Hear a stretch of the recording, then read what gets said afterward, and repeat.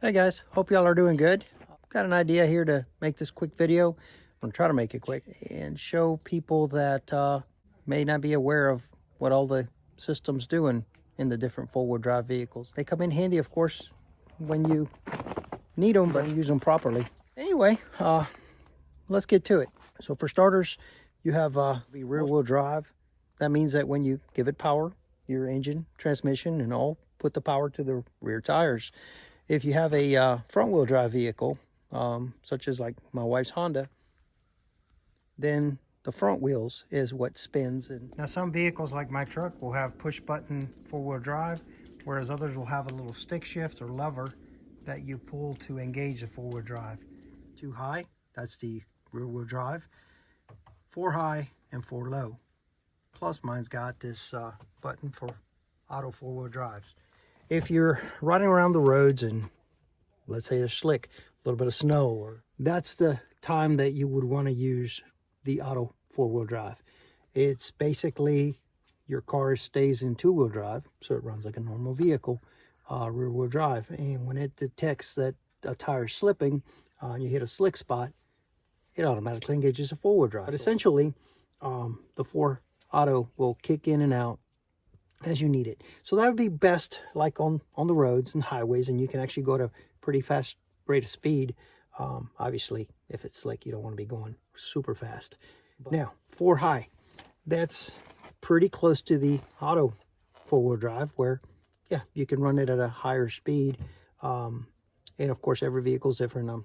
That's where you want to read your owner's manual because every vehicle is set up a little different. So if you were on a muddy road or a snowy road, and let's say you don't have the auto four-wheel drive, you'd put it on 4H, 4 high. And then it allows you to have all 4 tires helping out with traction. When one tire starts to slip in the back, hopefully the front ones have a little grip and they'll get you out of that mess. That's the advantage of a four-wheel drive. You don't have to rely on just, one end of the vehicle and get it through the spots. Now, on 4 low, that's where you want control. You have a section, maybe it's, big obstacle like some rocks, or it's very slippery and it's at an incline and you want a little more control. You want lower gears. Sorry about that.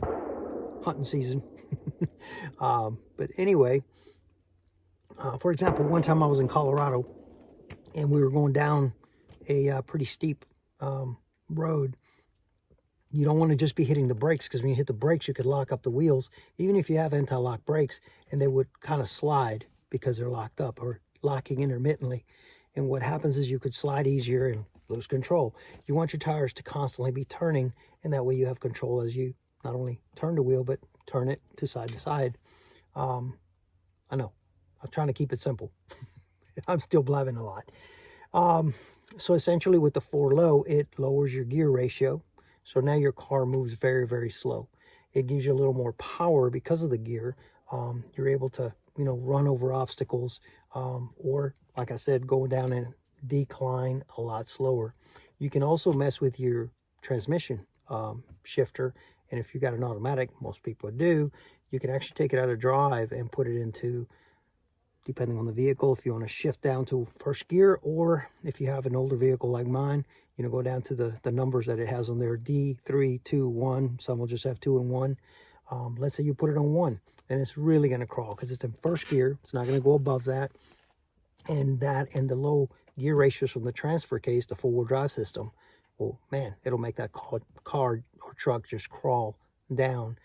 Again, more controlled. So that's when you want to use the 4 low. 4 low is not meant to go fast or, go 35 and above. 35 would be, your engine would be screaming. It'd be like revved up, again, because of the gears. So most of the time you're going to be in 4 high. If you have the auto four-wheel drive, that's what you want to use it on the road. If you're going to be off in the country, backcountry, maybe 4 high would be the acceptable. So your clutches and your transfer case and transmission are not constantly trying to adjust two-wheel drive, four-wheel drive, two-wheel drive, four-wheel drive. So you want to be in 4 high if you're going to be constantly out in muck and back roads that are, like I said, unmaintained, or the snow hasn't been plowed. That's where you want the 4 high. 4 low, like I said, for control. Hopefully that makes sense. Trying to think of what else. Oh, important. Auto, four-wheel drive, and 4-high in most vehicles. I'm sure there's got to be an exception somewhere. You can shift into them on the fly. In other words, you can be driving, hit that auto four-wheel drive or the 4-high, and my truck will kick into four-wheel drive or off and on, depending which button I hit while on the go. 4-low, because of the gearing and the way it slows down, you actually want to come to a complete stop. Most vehicles you'll be asked to, they won't work. You can hit 4-low and just won't engage. And I've run into people that had a 4-wheel drive that said, man, it's not working. What do I do? That's why you got to read your manual. But you got to do in those instances is most vehicles, you put it in neutral. So you're kind of getting out of gear altogether. Then you engage the 4-low. You'll hear it click. And then you can put it in drive, 3, 2, 1, or downshift, depending on the circumstances. I think that's all I can think of.